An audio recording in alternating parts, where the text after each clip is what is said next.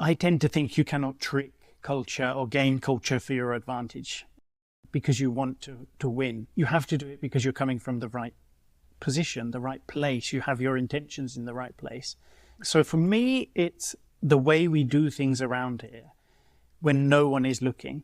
And I say the when no one is looking is quite an important part. So yeah, that's how I see culture. And the interesting thing is I explored the word, and it actually comes from the Latin word cultus, which means to care.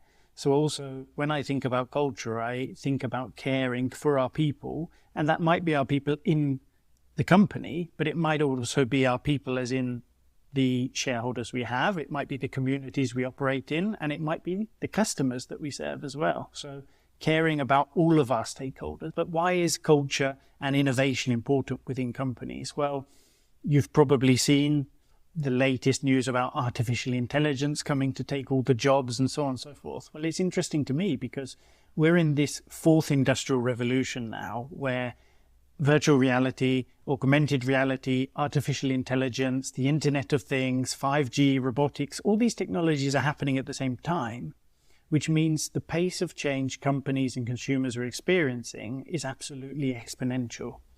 And I think back to the steam engine. Well, I wasn't born at the time, of course, but the steam engine, the internet, the first web 1.0, all of those technologies changed our world, but they were one technology at a time. Because our world is now being changed by 5 or 6 major technologies at the same time, that pace is so high.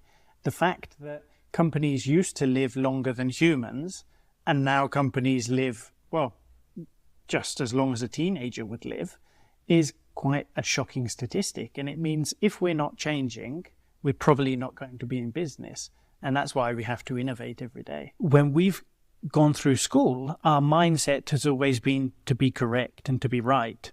You know, every school around the world is absolutely focused upon examinations. And in an exam, you are either right or wrong. There's not normally any grey area in between.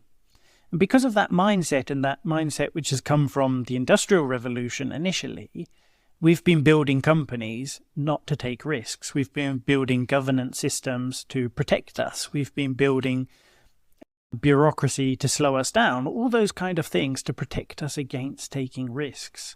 So for companies now to change that behavior and mindset because they need to, and they need to innovate, is a cultural change that will take a number of years for most of them to do, if they do it successfully, of course, which is easier said than done. I think human resources teams have a very big role when it comes to feedback. You need 2 things in order to have good feedback. So the first thing you need is a clear and actionable structure.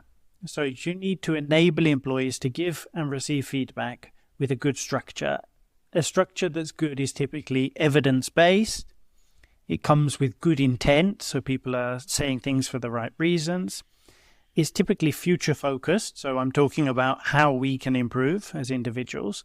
And it doesn't necessarily have to be feedback focused on the negative aspect of things only. So we should encourage people to go from good to great as well.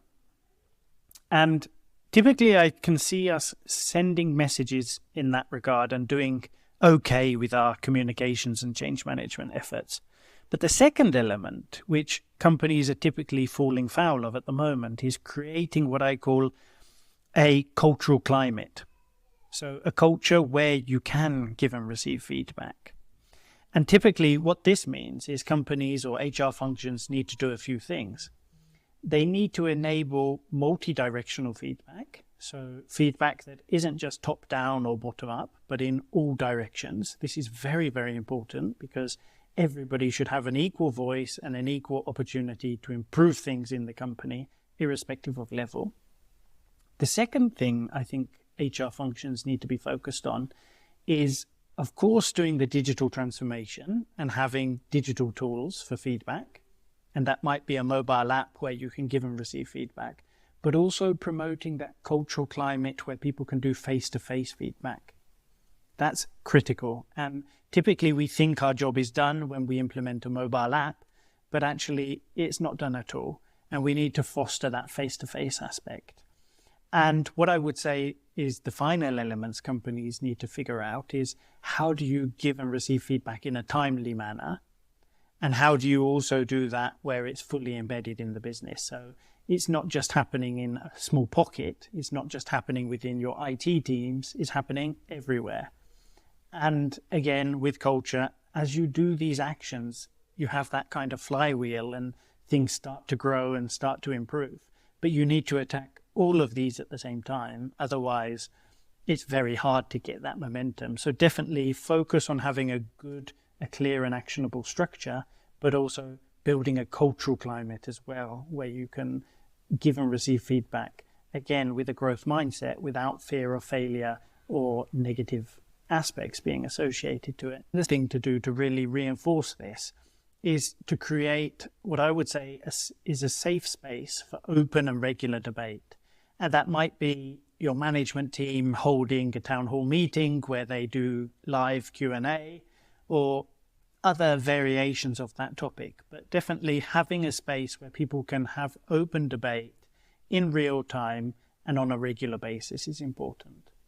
And then the third thing I would do, and this is one that I find really interesting, is I would take 5 of your best leaders and I would study them and I would say, what common traits or attributes are they displaying?